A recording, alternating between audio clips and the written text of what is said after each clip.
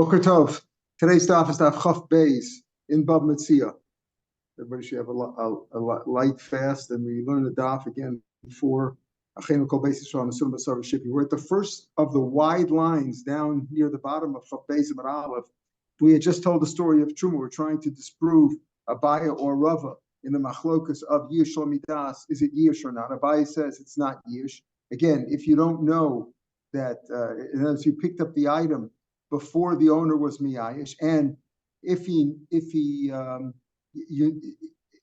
when he finds out that he lost it, he will give up. That's what we mean by yish shalamidas. He doesn't know about it yet, but when he finds out about it, he will be miyayish. But you picked it up before. Abai says that's not yish, and if it came into your hands before that, if you made a kinyan on it before, you're not allowed to keep it. It's usur. It's like stealing because you took it too early. And Rashi said, and the Gemara said that. It came into his hands. It's forbidden to keep. Whereas Rava said, no, Yish Lamidas is Yish and you can keep it. So we have this machlokas, and we're trying to prove one way or another. In between, we brought a story. We tried to bring a proof from Truma, where you didn't know, apparently you didn't know that somebody took Truma for you. And if you indicate that you're happy about it, it is Truma. If you're not happy about it, it's not. Is that a proof one way or another? So we said, no, that it's not a kasha on Abaye. That shows that Yish Lamidas, just like say Truma Shlamidas is Truma, Yish Lamidas should also be Yish, no, because over there speaking where he appointed the Shliach, it wasn't really Shlamidas. The Shliach just it wasn't sure exactly what the owner wanted to do. So it's a different kind of the case. But meanwhile, once we brought that, the Gemara brings down a story. Again, at the first of the wide lines. Mm-hmm. How do you, we talked about this yesterday, how do you ever have the ability to become a Mצי'ah? Okay, so when you know for sure that the owner would. If you don't know, then we'll see. We'll talk about that. Right? No. If it's not always based. No. You don't know. If you know, if you can assume that the owner. Well, let's wait till we finish the thing, and then I'll bring down what the Mefarshim say. But the idea is that if you know for sure by now he would have been miyayish. Let's say it's been there a long time. You find something, and it's you find a dollar bill. Somewhere in a creek that it hasn't been here it's been there a long time. By then he was miyayish and you can keep it. The issue comes up is you're raising a good point because many times you don't know. So what do you do in a case like that? We'll talk about that. These three rabbis, they visited the orchard of this man, Mari Bar Isik. I say now the sharecropper, like one of the workers there, sharecropper, he was the sharecropper for Mari Bar Isik, and he brought before these rabbis some food. He brought them tamar rimon, he brought them some dates and pomegranates, and gave it in front of them, served them. They were visitors, he brought them some food. The two rabbis, 2 out of 3, the first and the third, Rashi ate. He didn't eat. He suspected, how do I know that this food isn't stolen? The Oris gave the food, but he wasn't giving his own. Maybe he was giving Mari Bar Isik's without permission. You showed up in somebody's house, and the worker there, the attendant, the worker, whatever, the servant, served you some food. Maybe the owner didn't want to give you that food. Maybe he was saving that for himself. So he didn't eat anything. Marsik showed up. Ashkani found him. He said to the sharecropper in front of them, why didn't you give them the better stuff? Similar to what we saw in the case of Truma yesterday. Why did you give the rabbis this stuff? Why didn't you give them the better stuff we have? Rashi, so Rashi, who had eaten already, said to Mazutra, so why don't you eat now? Why don't you eat now? So Truma, if when somebody took Truma for you on your behalf, and you didn't know, and then you showed up, and you said, oh, why didn't you give the nicer ones? And if there are nicer ones, that shows that I meant it seriously. Why didn't you give the better stuff? Here too, why didn't you give the better stuff? When he said, why didn't you give the better stuff? It's mashma that the owner was happy that you served them the pomegranates and dates. So therefore, why can't you? This is what Rav explained. By Truma, we find that when the owner said, oh, why didn't you give the nicer ones? Then he meant it seriously because it was a mitzvah. But only Truma b'shum the mitzvah.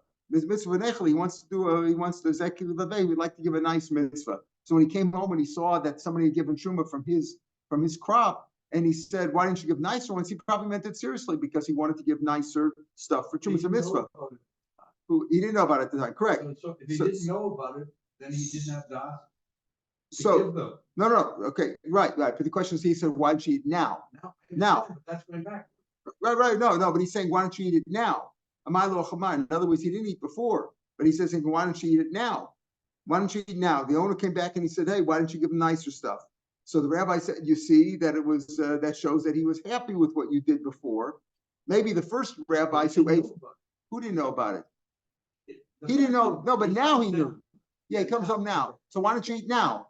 The answer is, why don't you eat now? Means also. Yeah, okay. Yeah, so he said, okay, but that's debatable. Let's say we assume that the two rabbis who ate assumed that Mari Barisik would have been happy for his servant or whatever to give them the food anyway, no matter whose it was. He would have been happy with that. So that's what they assumed. Mar Zutra didn't assume that, and he said maybe the owner doesn't want to give him this food. Maybe he'd rather give him worse food, so he considered it stealing. But then when the owner came home and said to the servant, "Why didn't you give him nicer stuff?" So that shows that he was happy, and he is happy with you giving the food. So why can't you eat the food now? So he said, no, that idea of why didn't you give nicer stuff is only by truma, because it's a mitzvah. He's happy to a mitzvah. Over here, maybe he was just embarrassed. He came home, he saw the servants serving this food, and he says, oh, well, why didn't you give him the nicer stuff? Maybe he just said that out of embarrassment. Maybe he didn't want to give them that either. Therefore, Masutra was still suspicious that this could have been stealing, and therefore he didn't want to eat. All right, that's the story as far as this idea of, what does that show about his earlier das? It does indicate, in case of Truma, it does indicate that he was happy with what was done before. It wasn't a proof to our case anyway, because in our case we said it's where he appointed the shliach. It wasn't bichlal a case of shalomi das. The only thing is we weren't sure what the shliach, what the Baal meant. That was the idea of klach etzel yachas. But even that we only say by Truma because it's a mitzvah. But stam, we don't know that. He said, why didn't you give him better stuff? That doesn't mean that he was happy. Maybe he just said that out of embarrassment. Back to our issue of Abayim Rava, of Yeshua Midas, when he didn't know about it at the time that when you picked it up, the owner had not yet been the Aish. What's the case here? A person took some fruits. Now, fruits and stuff attached to trees, etc., or any grain, anything attached to the ground is not makabel tumah. It's attached to the ground, karka is not makabel tumah. Anything attached to the ground, a tree is not makabel tumah, nor the fruits on there. When the fruits fall off, grain, fruits, anything like that, olives, whatever, when they fall off the tree, when they come off the tree, you pick them off the tree, they cannot be makabel tumah until that's called mukhshel makabel tumah, until they've been prepared or they've been made susceptible. How are they made susceptible? By wetting them, by getting them wet. Okay, so now the issue is this. Let's say a person took some fruits off the tree and he dried them. He wanted to turn grapes into raisins or whatever. He wanted to have dried fruits. He put them up on the roof. While they were on the roof, some dew fell on them, that made them wet. He didn't plan that. But it says there, if he came upstairs on the roof and he saw that, and the towel is on them, even though he didn't put it on them, but he's happy about it. This fits into the pasuk. The pasuk says, if they became wet, if they became wet, and then somebody, let's say they touched a dead sheretz, or kabel tumah. Making them wet doesn't make them tumah. Making them wet makes them susceptible to kabel tumah. So it says if the dew was still on them, he didn't put the dew on there. He didn't put water or rain on them, but dew was there, and he's happy about it. That means they became susceptible to kabel tumah. No, but let's say they dried. In other words, he put them up on the roof to dry, to get them to dry out in the sun. Dew came on them. They were wet. Then they dried in the sun, and then he came up and he realized that the dew had fallen on them and they dried. Even though he's happy that they got wet, he might have helped them with it. It's not b'chiyutan. Now,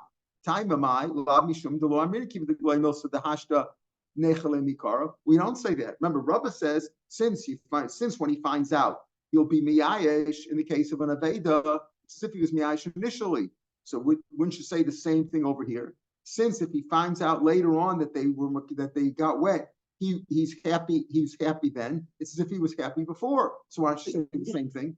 Just like you say, he didn't put the water on them, but if there was water on them and he was happy about it, they're mukhshel kabel tumah. So if he found out about it later also, when he found out later on, there was water on them, but it was dried off, why don't you say also, it's as if mikar also naminechle. This is a proof against Rava. Rava says that Yeshua Midas is Yish. When he finds out later and he's miyayish then, it's as if he's miyayish earlier. Same thing over. Why don't you say that too? So shani osam d'chsiv ki yitain. It says you have to put it on there. Achi yitain. It's only he puts it on there and there's no water on them now. So it's too late now. So the Gemara says, okay, so what about the first case? Yachi Reishanami. He didn't put the water on. The dew fell on them. He was just happy about it. Reishanami, why don't you say he didn't put it on? Hasam Rav Papa. There, it's like Rav Papa explains. Rav Papa, Rami, he asks a steer in the pasuk. Ksiv, it says ki yitain. That's the ksiv. And it's without a vav. The Korean kiyutan, the way we read it is kiyutan, if water will fall upon them, not if he puts them. Okay, so which is it? You have to put the water on, or does the water come on? However, the water comes on by itself also. It becomes mushal kavatuma. So okay, it said be'in and kiyutan dumid kiyitain. It's got to be the water's on there like as if he put it. Mayitain, just when he puts it on, it's ladas, meaning he put it on now and he knows that it's there. Af kiyutanami ladas. When it's on there, even though he didn't put it on there, it has to be on there with his das, meaning it's wet right now with his das, even though he didn't put it on there. But if it dried up already, it doesn't fit into that category because it's not, he didn't put it on there. And when it came on there by himself, he didn't know about it that it was on there. He only found out later. So basically, it's because of a pasuk. Rava says, yes, when you find out about something later on, it's as if you, whatever your reaction was, as if it was before too. But not in this case, because over here it says kita, and you have to know about it. You have to know about it, even if kita means you put it on there, and we read it as kiyutan, it was put on there, but the kiyutan is like kiyitain, just like kiyitain, he knows about it. The kiyutan also has to be, he has to know about it when the water's on there. That's what Rashi says in the third line, since the water's still on them, it's as if he put it on there himself. But once it's dry, then it doesn't fit into the pasuk of kiyitain. So again, it's based on a pasuk. So again, we don't have a proof solid one way or another to Abaya or Rav. Tashma. What happens if a lost item was swept away by the river? The river overflowed and took it away. It's gone. It's gone. Shehi Muteris, you're allowed to take it. Now, if that's the case, let's say you're downstream. You're in the Mississippi, overflowing in Minnesota, and you're downstream in New Orleans or in St. Louis, and you find an item there rushing down there. How do you know a case like that where the river swept it away that you're allowed to keep? The Chsiv, it says, when it comes to Aveda, it says same thing for if you find his donkey. Also find his garment. Anything that your friend, your brother has lost, that was lost from and found by you. What does that mean?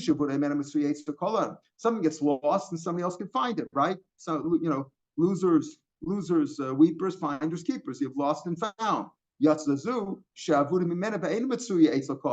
Something which is lost and nobody else can find it. Obviously, if you found it down in New Orleans, eventually you find it. But in other words, the idea is that nobody around there will find it. So what does that mean?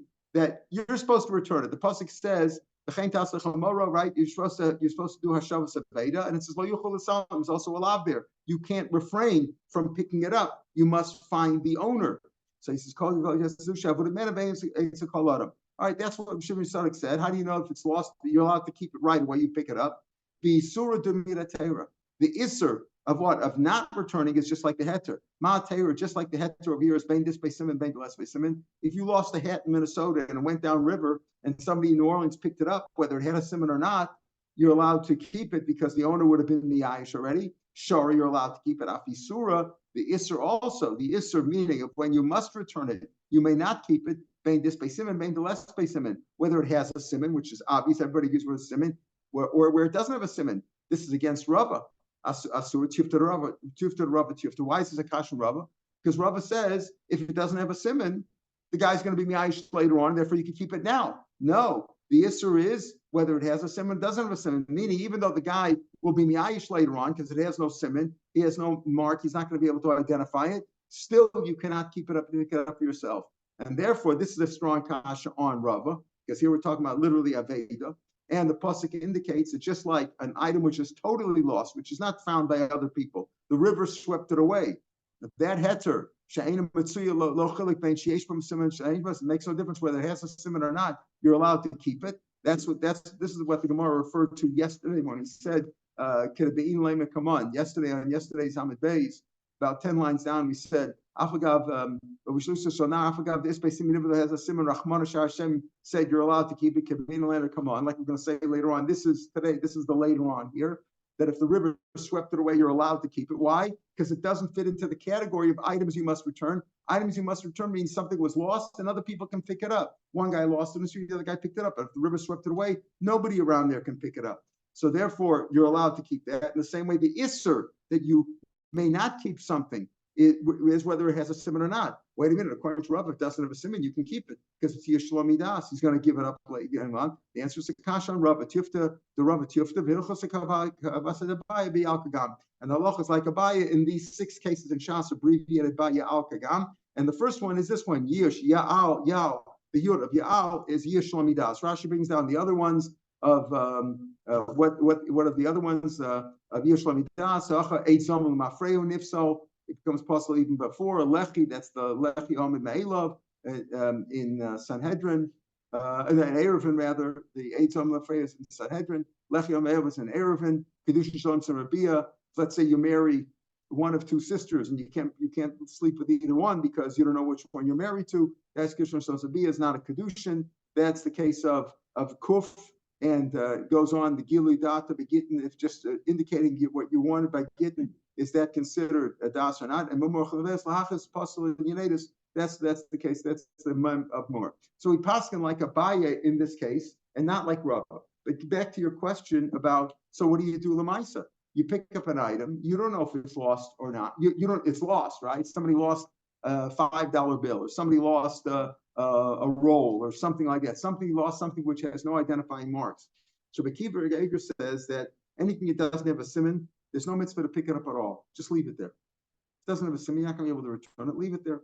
Others say, most of the Mefarshim say, no, you have to deal with it. Now, we paskin, you can't keep it. You can't keep it up and keep it. You picked it for yourself, it came into your hands, be'isr, it's usr. You have to put it back, give it to tzedakah or whatever. You can't keep it.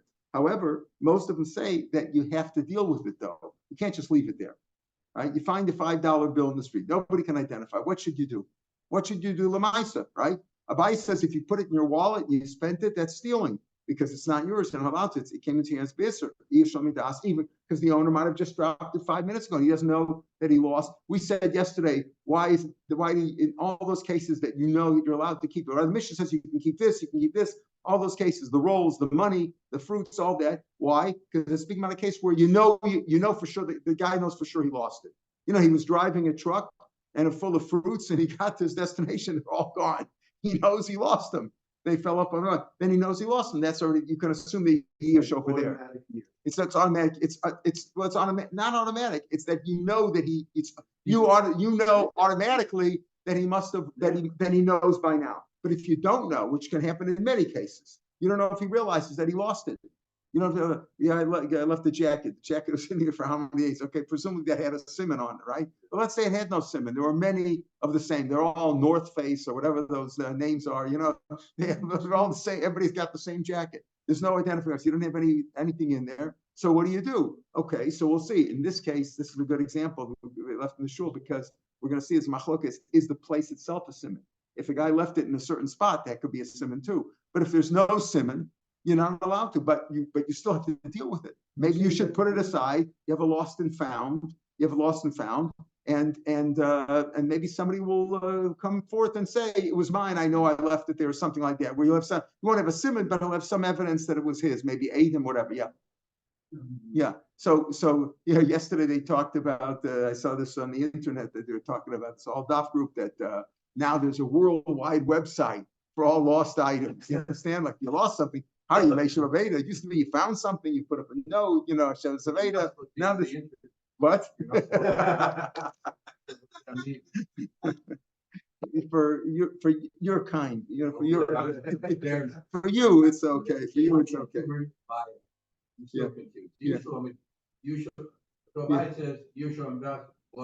Right. Which means if you took it for yourself, you took it to Isser and you can't keep it. But why can't you say that what Abaya means is why can't you impute Yush and Midas? In other words, there's certain cases where it's not Shalom Midas, it's Midas. Okay. In other words, because there's no way in the world. Okay, if there's in those cases he could keep it. Abaya would say not only Abaya, it was our Mishnah. Our Mishnah says if you find these things in the street, right? Money, all those things you can keep. Why? Because Because it was Yish. How do you know it was Miyash already? Because he knows that it was heavy. Well, what I'm saying is that's well and good, but Abaye still says Yish or Midas law of Yish. It's not Yish. No. So what we're saying is it is Yish. He's talking about Abaye is talking about a case where you found something right that the owner doesn't realize yet. It's possible that the owner no. We don't know. No. Okay, but in our mission, we're talking about cases where you know for sure that he dropped it. He was carrying the load. Why can't you say that there are cases, according to Abaye, where even though he doesn't know, he does know? In other words, Abaye doesn't say that. Abaye doesn't say that. Abaye doesn't say that. Rashi says the top Rashi on yesterday's 100 days. When he finds out about it, there'll be miyayish. But when you found it, he didn't know about him, didn't know that he felt. That's Yishlomi Das. If you know that he knows, that's different. That's the Gesiyas Misha. Our issue is where you picked up something that when he finds out, when he realizes that he lost it, he's going to give up, but he doesn't know yet. Now, in many cases, maybe in most cases, he won't know. You picked up an item in the street, you don't know if he knows yet. So the Michigan cases where you know for sure that he knows, because the person's always checking his wallet. But you have many bills in your wallet. You may not know that you dropped the $5 bill. To your private hockers. Right, that's right. 30 days. That's right. And after that, you can keep it. After you made an effort, so you make an effort. You make an effort to return it. Okay. So no. Oh no. So after 30 days, after you make a hafrasa, then you can keep it. No, because by then there's yish. We're talking about when you don't know there's yish, right? Right, you don't know, but there's assumed a yish after a certain period of time. That's okay. That's what you mean. That's what you mean. After a certain period of time, then you could assume the yish. Yeah, you can. We better go on. Yeah. So at a certain period of time, you can assume there was yish. But according to Mikibay, you shouldn't pick it up the chafila. There may be a distinction between yish and some kind of automatic yish. An assumption of yish, which is what maybe. I don't think there's an assumption of yish. I don't think there's an assumption of. There's an assumption of yish when you could tell that he must have known about it because the things were heavy with their money. You could tell that he must have known about that's it. right. So it's not automatic. Okay, it's a language. It's not. I wouldn't use the word automatic because automatic is misleading. It's an assumption of yish, right? But in the case where you don't know, say nechanami, many cases you know, many cases you don't know. Or in a case where you don't have to return it because it came down the river and you found something in the ocean, so there the Torah automatically said you're allowed to. But in a standard case, when you find something in the street, you don't know if the guy lost it or not, you're not allowed to keep it, even if it doesn't have a siman. That's the point. We're talking about where it doesn't have a siman. When it has a siman, for sure you have to make an effort. If that's the case, if we pass like Rabbi, since Rabbi has already been refuted, how do we eat? How do we eat any dates that the wind blew over here? We have people pick up dates in the field that fell. Who knows? The wind blew them. How do we eat them? This could have asked Kashaman before, but he's trying to just say lamaisa. Since there are repugnant creatures and crawling animals, creeping animals, the ka'achlilu mikar yish miyash now. Okay, here's your automatic, right? And as when a person has a tree and there's things that fly off of them, right? The dates that fell off a tree. So how do you eat those things? Maybe the owner hasn't miyash. The answer is the owner is miyash there, because since there's always animals who eat this stuff, so anything that fell off the tree would have been eaten by an animal. Any owner knows that anything that falls off his tree is going to be eaten up. Yasmi Galabin and Mechil in my mind. What about if it's owned by Yosom? Yosom are not allowed to be moko. Here you're saying that if it's given shos and batzim, mikar yish miyayish, he's miyayish. Yisomim can't be miyayish, they can't be mochel. Notice we use the lashon interchanges mechilu with yish. Yisom can't be mochel. What are you going to say then? What are you going to say? Amalei. We don't assume that anything in the valley came from the Yisomim. There's many fields out there. What happens if you know this field belonged to the Yisomim and the date fell from there? Or karkachtamai. What happens if it's a tree that's surrounded by a wall that wouldn't allow animals to come in? They would be also there.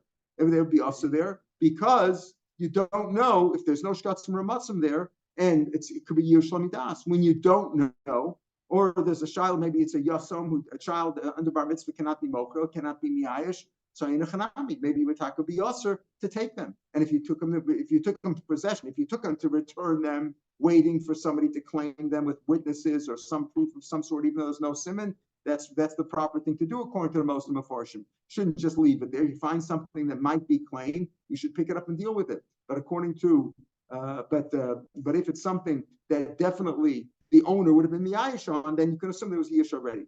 Let's say you find bundles of grain in the Rishus Rabbah, you can keep them. Amar Rabbah.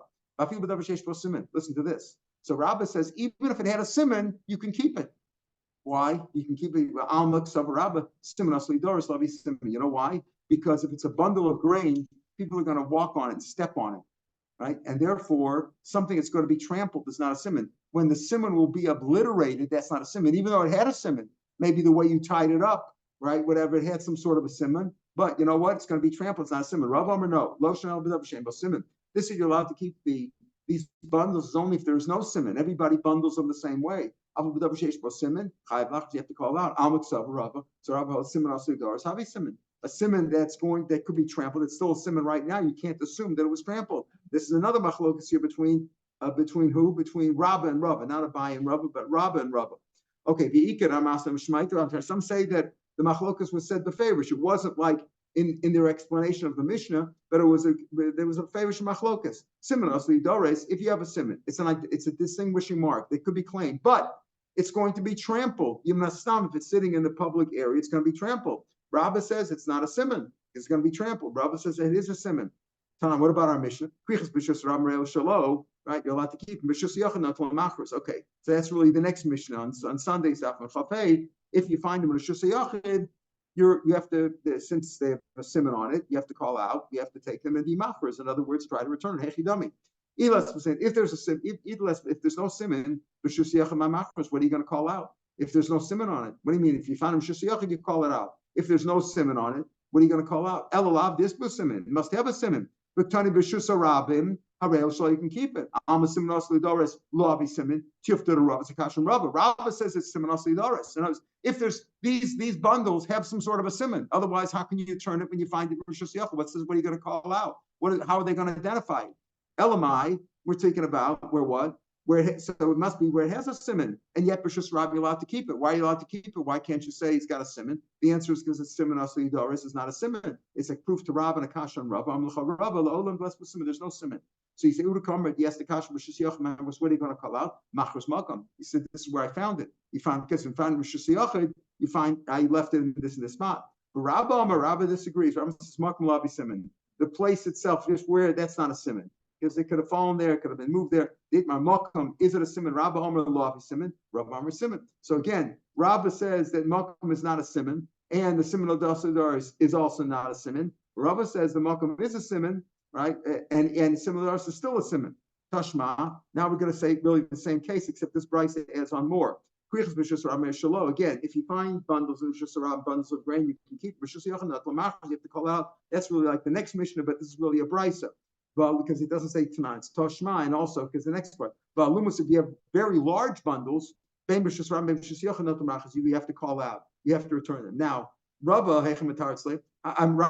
how is Rabbah going to explain this? Rabbah says Siman Doris is not a Siman, right? So why is the Lamas B'Shus Rabbim? Why do you have to call that out? There's no Siman. But Rabbah, and how is Rabbah going to explain this? The difference between the first case and the second case? Rabbah says that what Siman Doris is a Siman.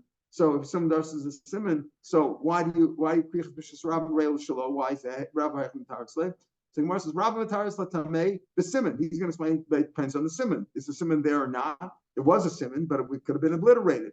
Rabbi Mataris like makom. Rabbi says no, there is no siman over here at all, and the way you're going to identify it is by the place. Now he goes on to explain Rabbi Mataris Latamei. Rabbi is going to explain this according to his reason. Siman Kriach B'Shus Rabbah Reil Shalom. Why? Mishum de Midrasa, because they are trampled. So there was a siman there. Why can you keep it as Rishus Rabbah? Because it was trampled.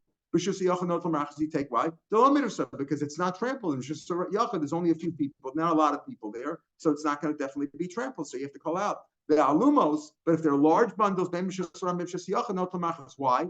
Kivan the gabeim, since they're raised up, they're high up, they're very big. Again, there is a siman there, right? But there is a siman. But in Rishus Rabbim, a small bundle will be trampled, so therefore you can keep it. And in Rishus Yachid, it's not going to be trampled. And a large bundle, even Rishus Rabbim, will not be trampled because it's too big. People can't step on it. Therefore, you have to call it out. You have to return it. Rav will explain according to his reason, but the makom depends on the place. Meaning the makom is the simon. Why are you allowed to keep it? Even though what?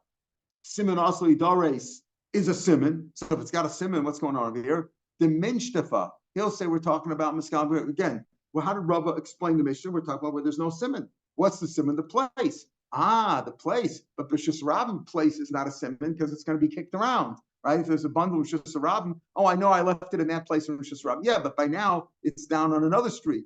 The minshtafa meaning that it'll roll. People will kick it and roll it around. It's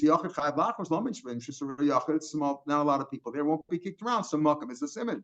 The alumos and the large bundles, why? Given the accused, since they're very heavy, they won't be kicked around. Therefore, you have to call out. Therefore, the makam is. So Rava will learn that these cases are speaking about there's no simon. The Greeks have no simon, but this simon is the makom. But Rishus Rabim, small bundles will be kicked around. So there is the makom effect. There also that simon will be obliterated. Not that people will trample on it, but the simon will get kicked around. Tashma kikashon nachtem. What about bread, loaves of a bakery that they all look alike? So you can keep them. Hushabal bias, but if it was made by individual people, chayav lachros. Why? Shabal bias might tell me why about bias you have to call out. Given this was simon. Everyone's got a simon. Everybody makes their challah, their loaf of bread slightly. They made the order. Everybody knows. Rifted the inishu. The bread of each person is his. You can always tell who baked it. But lotion was just a rab, lotion was just yachid. If it's that of an individual, somebody baked themselves, you have to call it out. Just rab or just yachid. Alma simon also does havi simon. So this is a kasha on Rabbah, because if you find a loaf of bread in the street, he says doesn't make any difference since it has a simon. Everybody's bread looks different if it's cooked made by a homeowner, not by a baker, where they make them they make them in big quantities and they all look alike. You got to return it, yes, but why? If you find alma simon, this is a simon also does. If you find a loaf of bread in the street, it's something that's going to be trampled on, so the simon would be destroyed. Yet you have to return it. This is a proof to Rava. The simon asli daris is still a simon. Tifta Rav Zakash on Rava. Rava said simon asli daris, a simon that's going to be trampled on, is no longer a simon. It's different. It's different when it's a bundle of grain. Bundle of grain will be trampled. But if you have a loaf of bread, people are not allowed. If you find bread in the street, you got to pick it up and put it in a place where people will take it. You're not allowed to be mavaza the ochel that way. You can't pass by sham. So therefore, it's not going to be trampled. The first person who's going to see the loaf of bread is going to pick it up and won't be trampled. They're goyim. Goyim don't hold the They're worried there's some sorcery in them. They because of the sorcery, that's why they were left there. If people step on it, they will fall prey to the sorcery. And therefore, even though they don't pick it up, but they're still not going to step on it. Maybe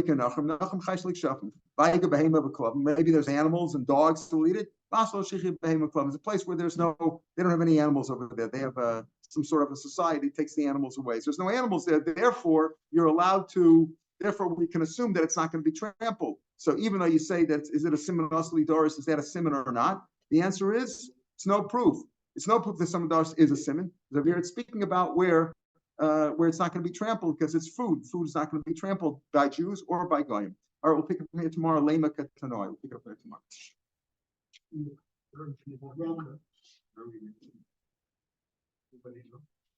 They should have.